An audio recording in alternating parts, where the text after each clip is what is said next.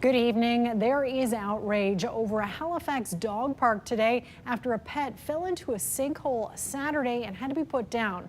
The dog's grief-stricken owner put a call online demanding stronger safety measures at the public space. Carolyn Ray is at the dog park at the Mainland Common and joins us now live. So Carolyn, how is the city reacting? Well, Amy, what you can see behind me right now is a temporary fence. That is a response to this call for measures to help protect the dogs. Now, Bear the dog, he fell into a sinkhole in this space behind me here. There are actually several sinkholes in that site. And his owner says what makes his loss even more tragic is that they told two city councilors about this 2 months ago. Mike Gano and his Bernese mountain dog Bear walked around this park several times a day. I always jokingly, it was like cheers coming here because everybody knew Bear. But that's what he hit. But on Saturday, Bear wandered over here and fell into a sinkhole, breaking the big dog's shoulder. I carried him to the car, took him to the emergency where they did x-rays and determined that the only thing they could truly do for him that was right was put him down.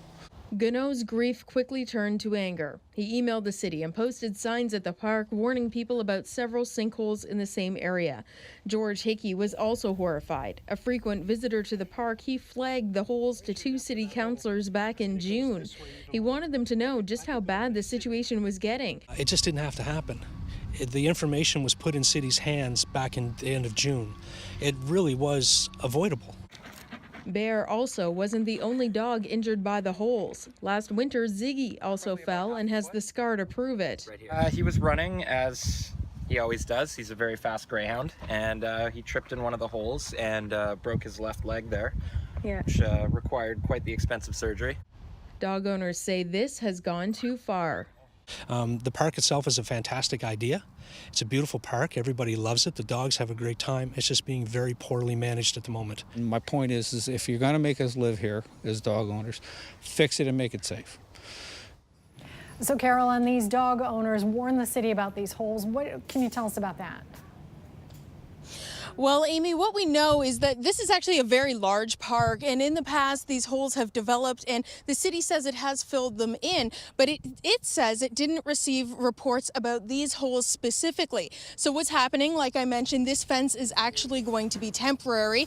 They're going to fill in the entire area behind it before the fence will come down, and then they're going to look at long-term solutions, and some of those solutions include doing regular patrols of this area, looking for holes, and also they're going to look at possibly putting in new surfaces so that they don't have some of the problems that they have had here in the past. But the key thing here is the city is saying if people spot holes in these areas, they want them to call 311 directly, because that way there will be a paper trail and the city will be able to track it and make sure that the holes are filled and this won't happen again. Amy. All right, thank you very much for that, Carolyn. Carolyn Ray live in Halifax for us tonight.